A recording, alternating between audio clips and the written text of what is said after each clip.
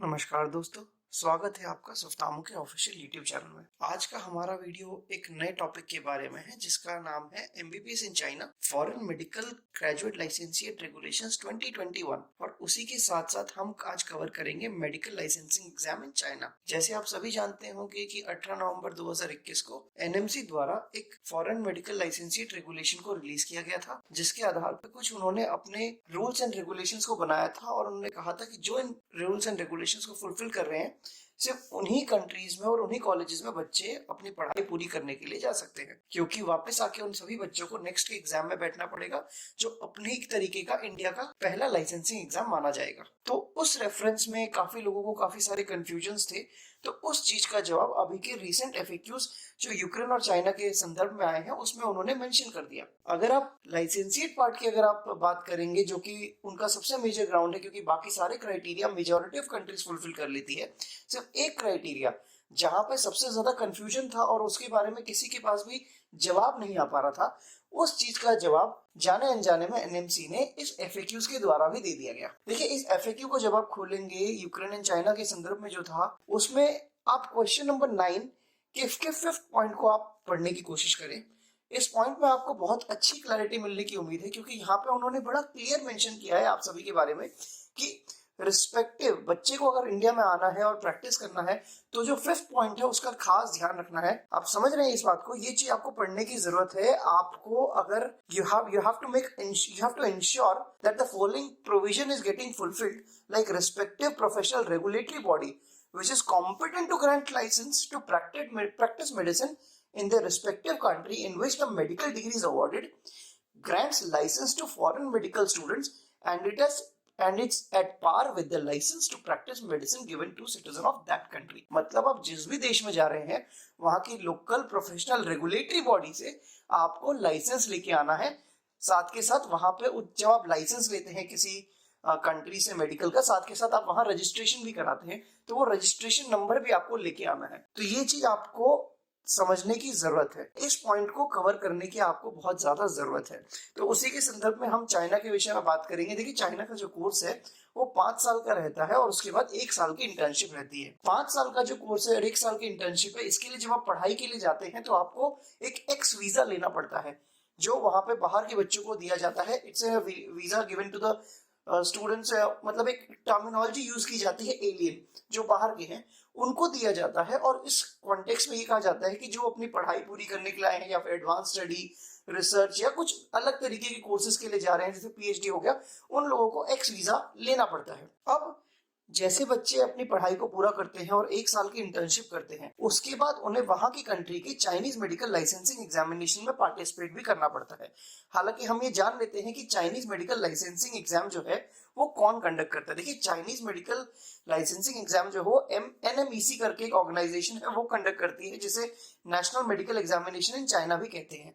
ठीक है, ये जो ऑर्गेनाइजेशन है, it is commissioned by ministry of health China. Secondly, आप इस बात को ध्यान रखिए कि ये जो चाइनीज मेडिकल लाइसेंसिंग एग्जाम होता है ये प्योरली चाइनीज लैंग्वेज में लिया जाता है। हालांकि हांगकांग में ये भी देखा गया है कि इसको इंग्लिश में भी लिया जाता है, लेकिन समझने की बात यह है कि जब हांगकांग में इस एग्जाम को इंग्लिश में लिया जाता है, जो एक एक्सेप्शन है, उसकी डिग्री दूसरे प्रोविंसेस में इनवैलिड हो जाती है। उसका जो लाइसेंस है वो दूसरे प्रोविंसेस में इनवैलिड हो जाता है।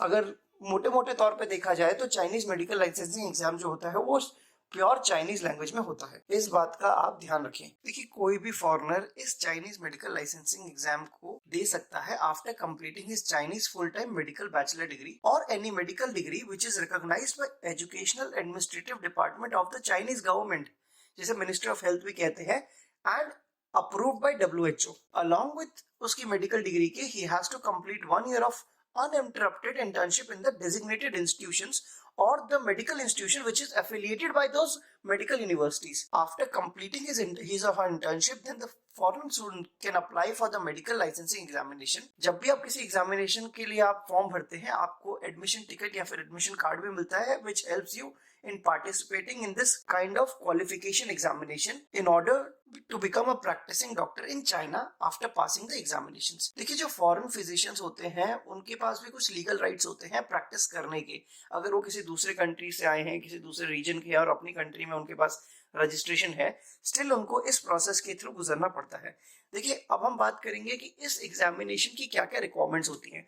देखिए रिक्वायरमेंट्स के बारे में बात की जाए तो पहले आपकी डिग्री और साथ में इंटर्नशिप। ये जो डिग्री है आपकी वो मिनिस्ट्री ऑफ हेल्थ से रिकॉग्नाइज्ड होनी चाहिए, साथ ही WHO से अप्रूव्ड होनी चाहिए। सेकेंडली, जब आप ये काम कर लेते हैं तो आपको अनइंटरप्टेड इंटर्नशिप पीरियड को कंप्लीट करना पड़ता है। तीसरी बात, आपको मेडिकल लाइसेंसिंग एग्जाम में पार्टिसिपेट करना पड़ता है। देखिए वहां पे मेडिकल लाइसेंसिंग एग्जाम चाइना में 3 प्रकार के होते हैं। पहला clinical medicine, second one is traditional Chinese medicine and third one is stomatology, जिसको डेंटिस्ट्री भी कहा जाता है। अब आपको ध्यान रखना है कि जब आपकी इंटर्नशिप खत्म हो रही होती है उससे पहले आपको इंस्टीट्यूशन को इन्फॉर्म करना होता है ताकि आपको अपने एक्स वीजा का एक्सटेंशन मिले उस पीरियड तक जब तक आप लाइसेंसिंग एग्जाम में पार्टिसिपेट कर रहे हैं। ये चीज आपको समझने की जरूरत है। तो अगर आपके वीजा एक्सपायर हो रहा है इंटर्नशिप के बाद तो आपको शायद से वापस इंडिया आना पड़ सकता है और दोबारा से वीजा लेके चाइना जाना पड़ सकता है।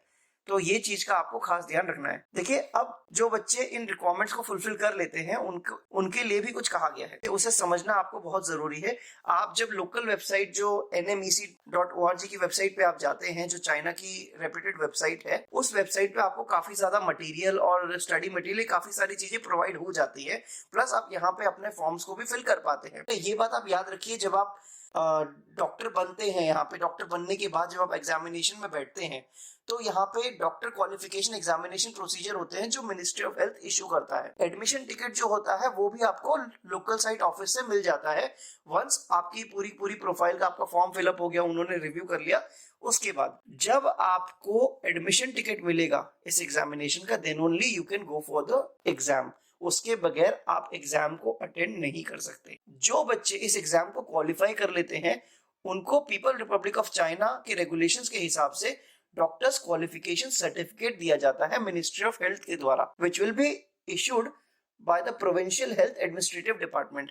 Now a foreigner will become a foreign Chinese physician through registration. Please note this point very well. अब यहाँ तक तो जो बात हमने कही वो आपसे, इसी के साथ साथ बहुत इंपॉर्टेंट इंफॉर्मेशन आपको ये याद रखनी पड़ेगी कि इस एग्जाम को क्वालिफाई करने के बाद, डॉक्टर्स क्वालिफिकेशन सर्टिफिकेट को हासिल करने के बाद, आपको चाहे तो आप उस कंट्री में जॉब हंट के लिए भी जा सकते हैं। ये अगर आप इस क्वालिफिकेशन सर्टिफिकेट के आने के बाद 2 साल तक अगर आप प्रैक्टिस में नहीं है तो शायद से आपको इस एग्जाम में दोबारा भी बैठना पड़ सकता है।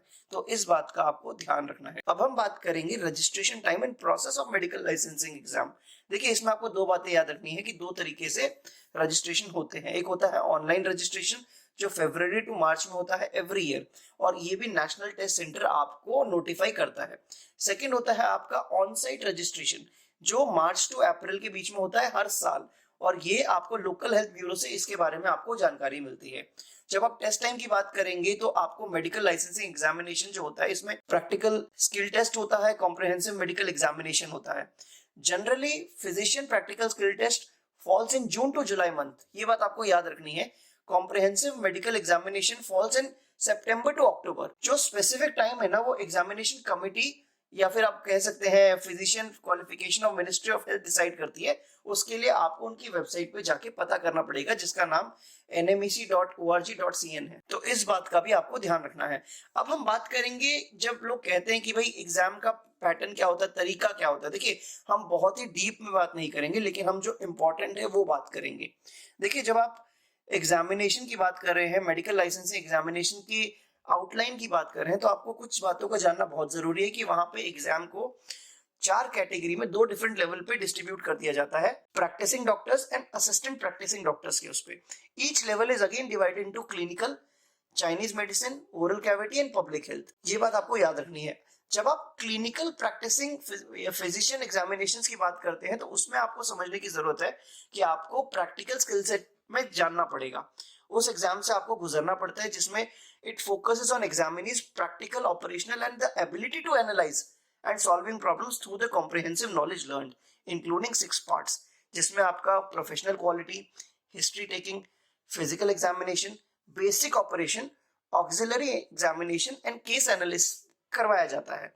जब आप कॉम्प्रिहेंसिव रिटन एग्जामिनेशन की बात करेंगे तो वहां पे अगेन 4 पार्ट्स होते हैं, pre clinical medicine, medical humanities, preventive medicine and clinical medicine.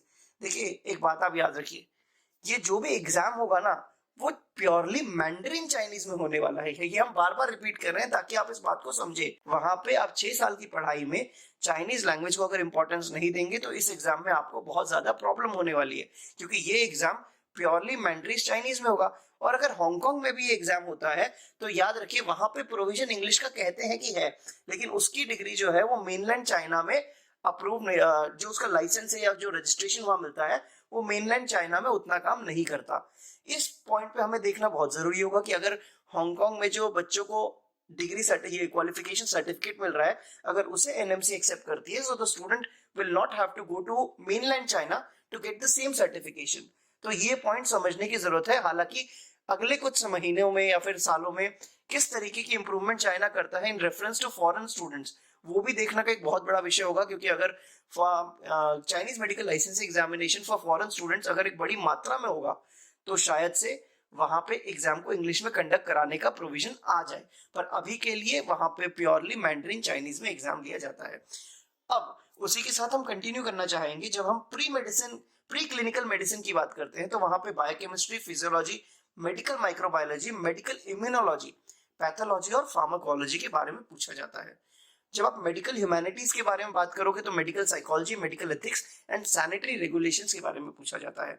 जब आप उसी पे अगर आप आगे बात करेंगे तो जब आप प्रिवेंटिव मेडिसिन की बात करते हैं तो वहां पे बेसिकली एक पीएसएम का सब्जेक्ट होता है जिसमें medical statistic method, principle and method of epidemiology, clinical preventive services, public health related services and health management के बारे में आपसे पूछा जाता है। जब आप क्लिनिकल मेडिसिन के बारे में बात करते हैं तो यहाँ पे respiratory system, cardiovascular system, digestive system, urinary system and reproductive system, metabolic and endocrine system and neuropsychiatric, motor system and rheumatic autoimmune diseases के बारे में पूछा जाता है। और इसी तरीके के अलग विषयों के बारे में भी पूछा जाता है। तो ये चीजों को आपका समझना बहुत जरूरी है। आई होप यहाँ तक आपको पॉइंट क्लियर होगा।